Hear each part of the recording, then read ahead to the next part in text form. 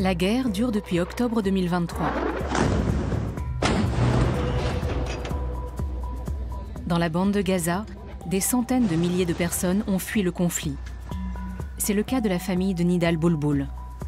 Installé à Berlin, ce germano-palestinien n'a plus que des contacts très épisodiques avec les siens.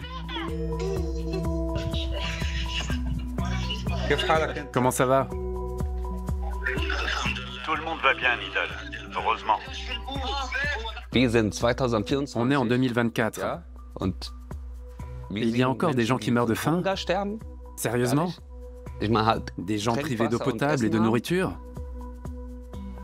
Et pendant ce temps, le monde regarde et ne fait rien. À 40 ans, Nidal vient d'avoir son premier enfant. Il vit en Allemagne depuis 2011 et possède un passeport allemand. Avant, il travaillait comme caméraman à Gaza. C'est là-bas qu'il a perdu une jambe dans un bombardement.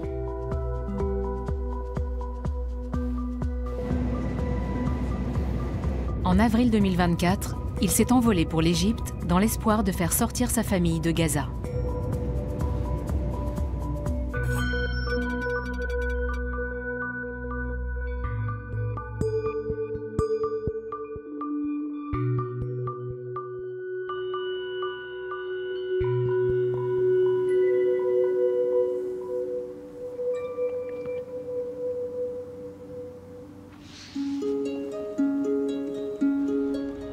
Le Caire, fin avril 2024.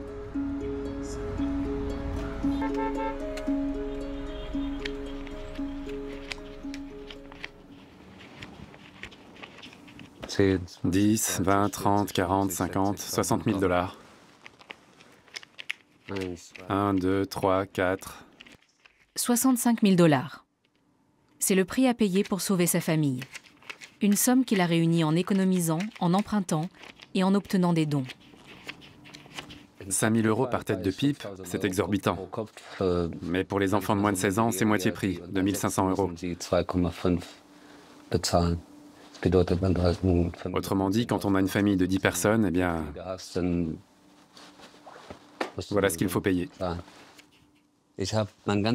Toute ma vie, j'ai travaillé sur une jambe pour soutenir les miens, pour qu'eux et moi puissions avoir un avenir.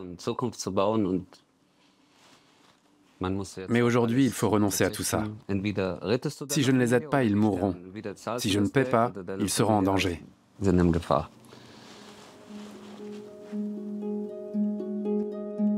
Nidal doit remettre l'argent et les documents pour ses parents, 3 de ses frères et sœurs, leurs 4 enfants et sa grand-mère, à une agence de voyage du Caire.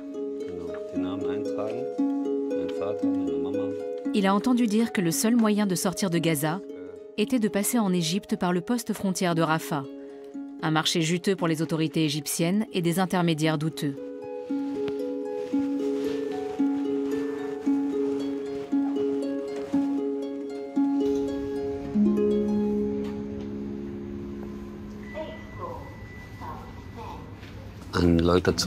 Payer des gens qui profitent de notre malheur, ça me met très en colère.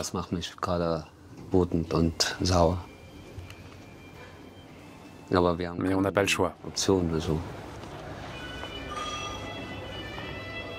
C'est la seule et unique possibilité. Sous le regard indifférent du monde entier. Dans le hall de l'hôtel, Nidal reçoit un appel de sa femme. Excuse-moi 2 minutes. Nidal s'est marié il y a 3 ans et depuis 3 mois, il est papa d'une petite fille. Hey, Baba. Hey. Oui, monsieur, nous manque. Vous aussi, vous me manquez. Hey, Baba. Hey. Je ne peux pas détourner les yeux. Je ne peux ni dormir, ni manger pendant que ma famille vit dans de telles conditions.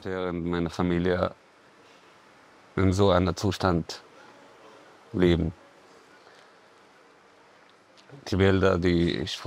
photos que je vois, ou bien les appels vidéo avec les miens quand ils ont une connexion Internet, c'est injuste. Le camp de déplacés près de Rafah, dans le sud de la bande de Gaza. D'après les estimations de l'ONU, il compte 1 500 000 Gazaouis qui ont fui le reste du territoire début 2024. Parmi eux, la famille de Nidal. Tous les jours, sa mère Maha essaie de trouver de l'eau. Avant, quand on avait l'eau courante à la maison, on la jetait dans la rue, n'importe où. On ne se rendait pas compte qu'elle était précieuse. Aujourd'hui, il faut courir partout pour se procurer la moindre goutte d'eau.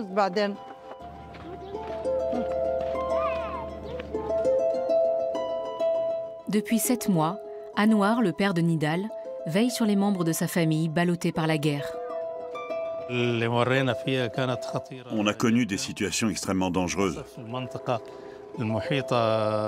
Toute la zone autour de chez nous a été bombardée. Les missiles tombaient de tous les côtés sur n'importe qui. Les bâtiments et les immeubles résidentiels ont été détruits, avec leurs habitants à l'intérieur.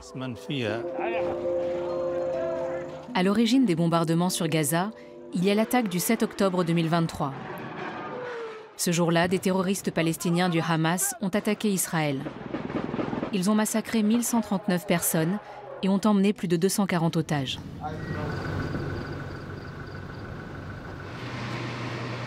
Plus d'une centaine sont toujours entre leurs mains.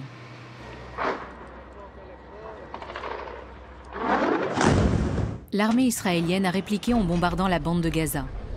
Rien que pendant les 2 premiers mois, plus de 20 000 personnes ont été tuées selon les chiffres du Hamas. La stratégie d'Israël fait l'objet de nombreuses critiques, tant au sein de sa population que dans la communauté internationale. Les Boulbouls vivaient à Gaza City. Leur maison a été entièrement anéantie. Après les premières frappes en octobre 2023, toute la famille a fui vers le sud. À Khan Younes, elle a d'abord été hébergée dans une école de l'ONU. Quand la situation est devenue trop dangereuse, elle s'est réfugiée dans le camp d'Al-Mawazi. Début 2024, il règne encore ici un semblant de vie quotidienne. Il y a un marché et Anwar Boulboul a de l'argent pour acheter à manger.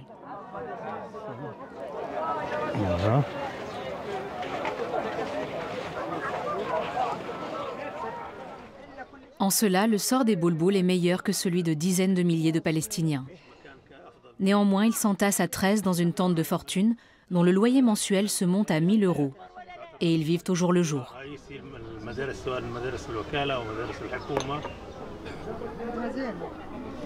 Toute notre existence tourne autour d'une chose. Comment se procurer de quoi faire du feu? Il n'y a plus ni gaz ni bois. C'est un miracle quand on arrive à se procurer une bonbonne, qui coûte d'ailleurs 4 fois le prix normal. C'est pareil avec le bois. Alors on a commencé à brûler de la mousse synthétique. C'est nocif, mais c'est vraiment un moindre mal. Les Boulbouls ont tout perdu et pourtant ils cachent leur pauvreté du mieux qu'ils peuvent. C'est une question de dignité. On offre un thé aux visiteurs malgré la misère.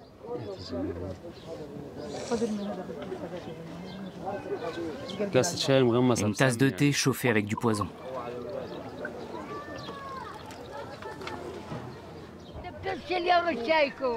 Âgée de 85 ans, la grand-mère de Nidal est impotente. Depuis le début de la guerre, elle est en fauteuil roulant et complètement dépendante. La famille réussira-t-elle à quitter bientôt le territoire palestinien par le point de passage de Rafah? Avant octobre 2023, elle vivait plutôt bien à Gaza City. 600 000 Palestiniens vivaient dans cette ville densément peuplée.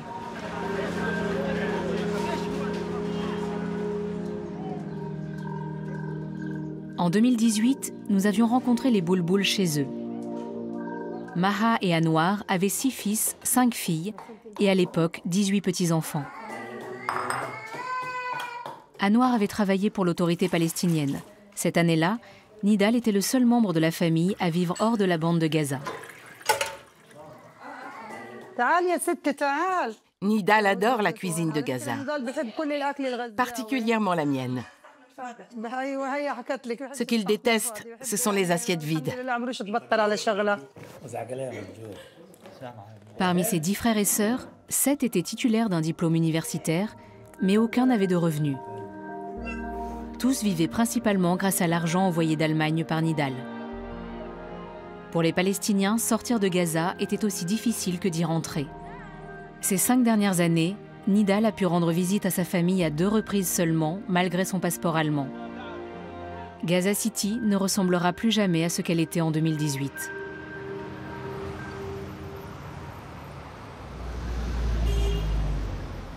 Le Caire, avril 2024. Nidal est en route pour l'agence de voyage avec les 65 000 $ en poche. Le suivre avec notre caméra serait trop dangereux. Il filme lui-même avec son portable. C'est une boîte de VIP qui fournit des autorisations de voyage à des gens capables de payer 5 000 $ par personne pour passer de Gaza au Caire. Ça fonctionne comme ça depuis le blocus de Gaza. Le propriétaire de l'agence Ala aurait des liens étroits avec le président égyptien Al-Sisi. Dans le hall d'entrée, j'ai tout de suite remarqué les femmes et les membres de famille originaires de Gaza. C'est l'accueil en quelque sorte. On te donne un numéro et on t'envoie à l'étage. Là, il y a des employés qui encaissent l'argent. Il faut payer en billets de 100 $ neufs, ni pliés ni froissés. Il devait y avoir une 60aine de personnes. Tu multiplies ce nombre par 10, ou au moins par 5, ça te donne une idée de ce qu'ils empochent. Rien qu'en une journée. En 1 heure, l'affaire est conclue. Depuis le début de la guerre, l'agence a augmenté ses tarifs, de plusieurs centaines à plusieurs milliers de dollars par personne. D'après les journaux, l'agence aurait ainsi engrangé 88 millions de $ depuis le début du conflit. En tout cas, on a promis à Nidal que sa famille serait en Égypte d'ici 4 semaines. Personne ne mérite ça. Cette guerre est moche au-delà de toute expression. Le problème, c'est que ce sont des gens comme nous qui profitent de notre malheur. Cyniquement, froidement. Ils comptaient l'argent devant moi en me regardant du genre « Ouais, tant pis pour toi ». Je n'ai plus d'appétit, j'ai des insomnies. Mais ce qui m'encourage, ce qui fait que je tiens encore debout et que j'avance, c'est de savoir que ma famille a besoin de moi. Ce soir pourtant, la faim pousse Nidal à sortir en ville. Il a entendu parler d'un petit restaurant tenu par une famille palestinienne.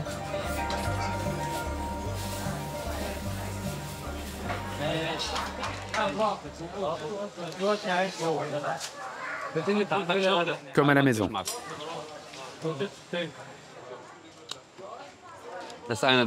C'est un des meilleurs restaurants de houmous de Gaza qui a rouvert au Caire.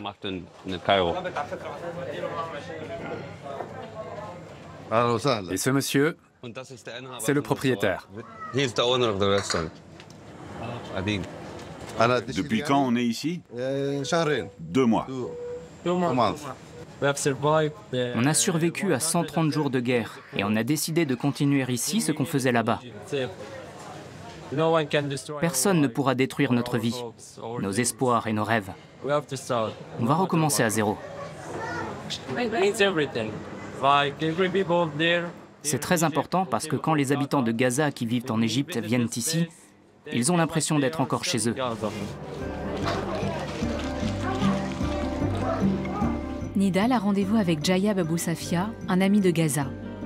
Jayab a déjà réussi l'impossible. Grâce à l'agence de voyage Kerot, il a pu faire venir sa famille.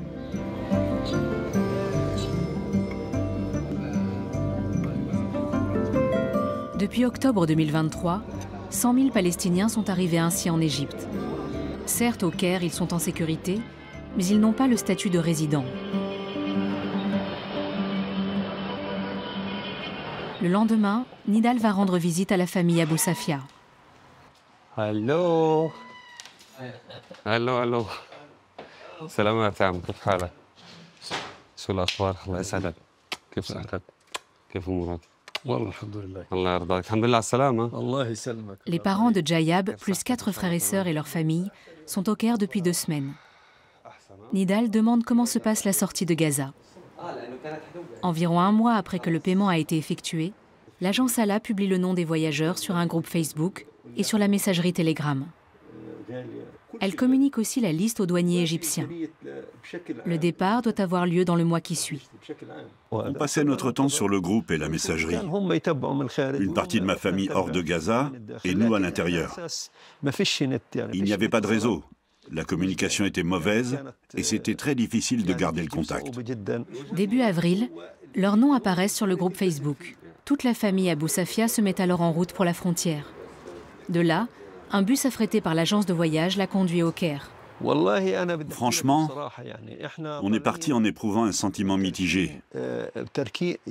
Parce que mes frères, mes sœurs et mes cousins sont restés. Nous, on a eu de la chance. Mais les autres font partie de moi. Ils font tous partie de moi.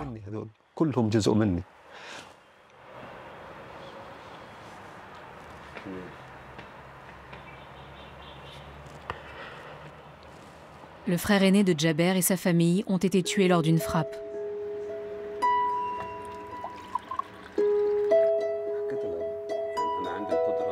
Nidal lui demande si en plus de la douleur et du deuil, la famille ressent de la colère contre le Hamas.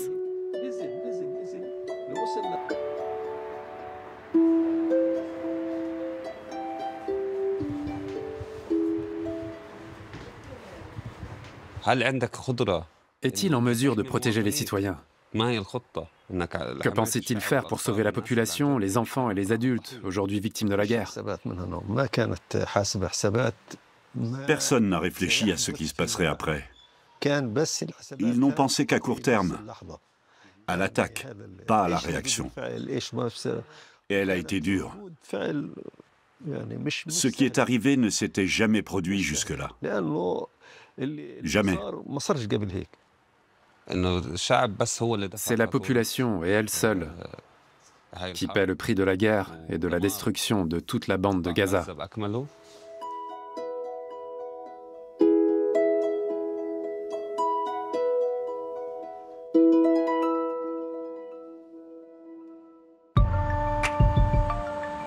Berlin, quelques jours plus tard. Nidal a fondé un bar et un club de musique électro dans le quartier de Kreuzberg. Il loue aussi des lieux pour des manifestations culturelles. Son équipe et lui se sont réunis pour préparer l'été. Ça ne concerne pas que la restauration.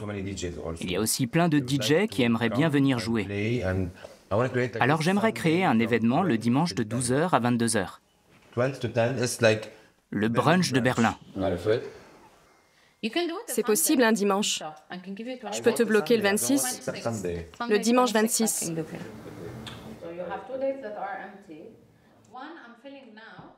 Aujourd'hui, Nidal a du mal à se concentrer sur le travail. La nuit précédente, l'armée israélienne a pris le contrôle du poste frontière de Rafah. Désormais, la seule porte de sortie pour sa famille est condamnée.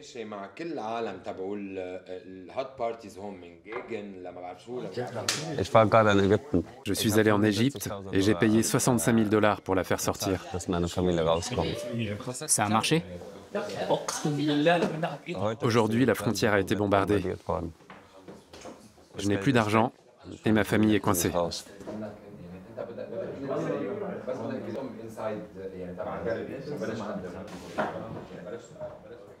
Nidal regarde en boucle les vidéos de l'entrée de l'armée israélienne dans Rafah qui circulent sur les réseaux sociaux. Les images sont épouvantables. C'était le seul point de passage possible pour les Gazaouis.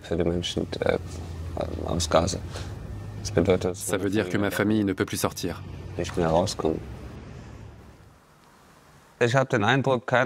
Il me semble que dans mon entourage, personne ne peut comprendre ce que j'éprouve. Et je passe comme une ombre à côté des autres. Mais c'est normal, puisque je suis incapable de décrire comment je me sens. 3 semaines plus tard, à Kreuzberg, 4000 personnes se rassemblent pour manifester contre la guerre à Gaza.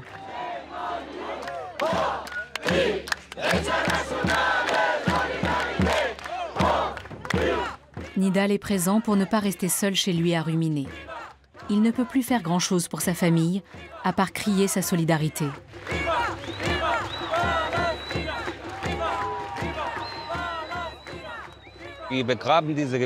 On réprime nos sentiments tous les soirs depuis 8 mois. On regarde les infos et on essaie de digérer tout ça, mais on n'y arrive pas. Et puis le lendemain, on a des obligations, alors on essaie de penser à autre chose. Aujourd'hui, il est venu pour exprimer sa souffrance dans la rue. Comme beaucoup de Palestiniens en Allemagne, il a l'impression que personne ne remarque sa douleur. Et quand on évoque les slogans antisémites scandés lors de manifestations précédentes, voilà ce qu'il répond. Je manifeste parce qu'on a le droit de le faire. On a le droit de critiquer l'État et de s'exprimer. Je manifeste parce que je n'ai pas peur d'être taxé d'antisémitisme. Descendre dans la rue, manifester pour sa famille, c'est notre droit. Nos sentiments sont justifiés.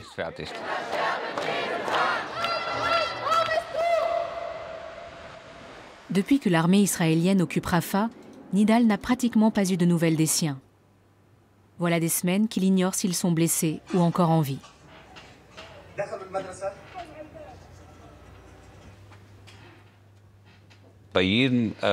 Sur toutes les vidéos et les photos de Gaza, je zoome pour voir si je les vois. Je dévisage tous les blessés qu'on transporte à l'hôpital, au cas où ce serait quelqu'un que je connais.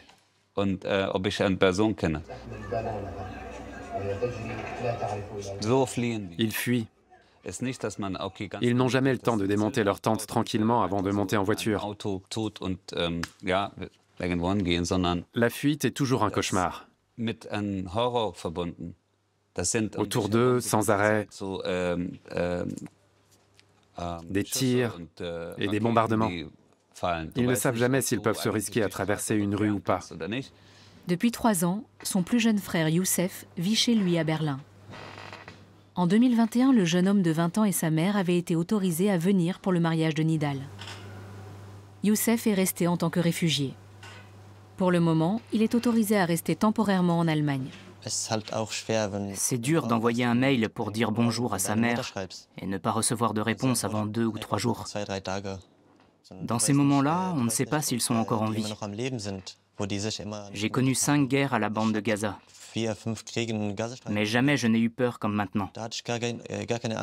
À l'époque, on disait toujours « On va tous s'installer dans une seule pièce, et comme ça, si la maison est bombardée, on mourra tous ensemble. » Youssef était encore enfant quand Nidal a quitté Gaza. Et c'est à Berlin que les 2 frères ont appris à se connaître. Youssef aide Nidal autant qu'il peut. Il s'occupe du chien et fait des courses pour que son aîné puisse souffler un peu.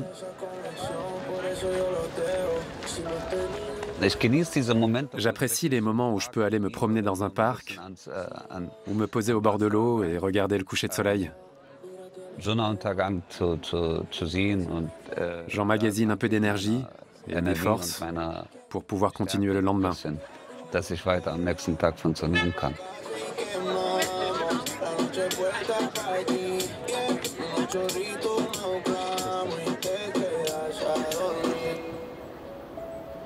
À Gaza, une fois de plus, les Boulbouls ont dû fuir les bombes.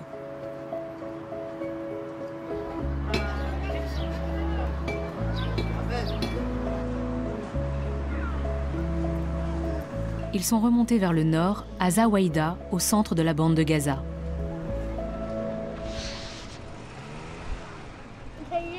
Les derniers jours à Rafah ont été particulièrement durs. Les tirs d'artillerie, les chars et les avions étaient tout proches. On a vu les habitations s'effondrer sur leurs occupants. Pour les enfants et même les adultes, c'était atroce. On a été obligés de partir très vite.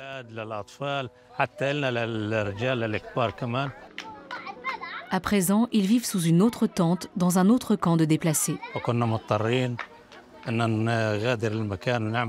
On partage une tente double avec 2 familles.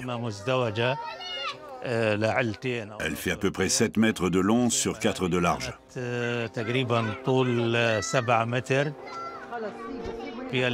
À l'intérieur, il y a uniquement les matelas pour dormir. C'est impossible d'y rester dans la journée, tellement il fait chaud. Pour se laver et cuisiner, les familles du camp se partagent l'eau de cette cuve.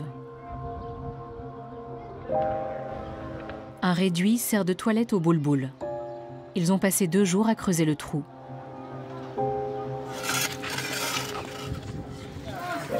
Ils ont aussi dû construire un foyer rudimentaire pour cuisiner.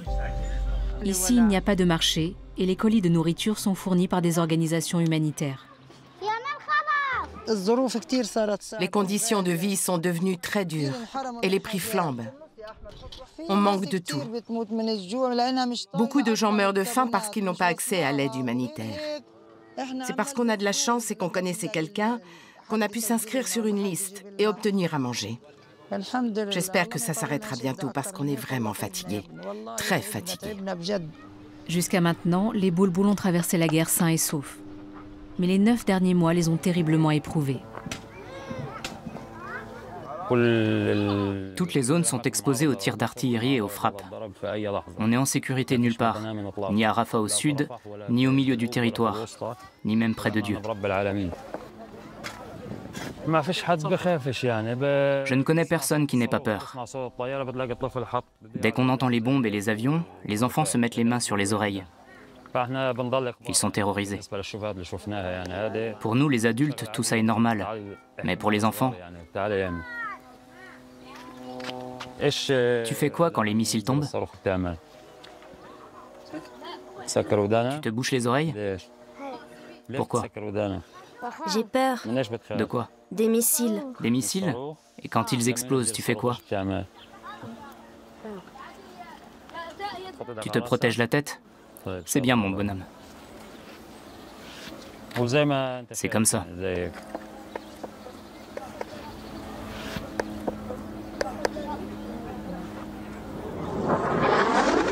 Depuis le début de la guerre à Gaza, 40 000 Palestiniens ont été tués. Parmi eux, 15 000 enfants environ. Des chiffres provenant du Hamas. Sans même parler de la fin du conflit, le cessez-le-feu semble loin, tout comme la possibilité de quitter le territoire. 2 mois plus tard, fin juillet 2024.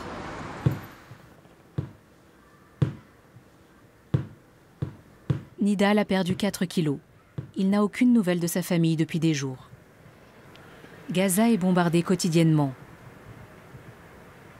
Néanmoins, l'agence de voyage égyptienne lui a remboursé l'argent qu'il avait versé, moins les frais de dossier. Je le demande à la terre entière. Que puis-je faire pour sauver ma famille?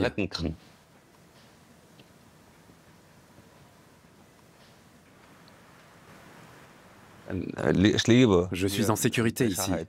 J'ai tout ce dont j'ai besoin. Pourtant, c'est comme si je vivais dans un monde parallèle. Un monde où je me réveille chaque matin en anticipant la douleur de ne plus jamais entendre parler de ma famille. Tout à coup, un appel.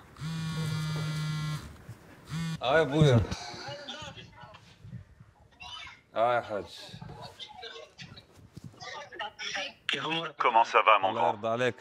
Dieu merci, ça va. Et toi? Tout le monde va bien, Nidal. Heureusement.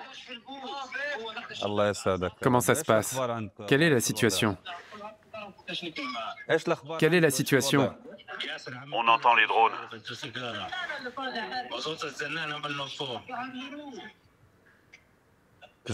Les drones, au-dessus de vous? Ils sont au-dessus de vous?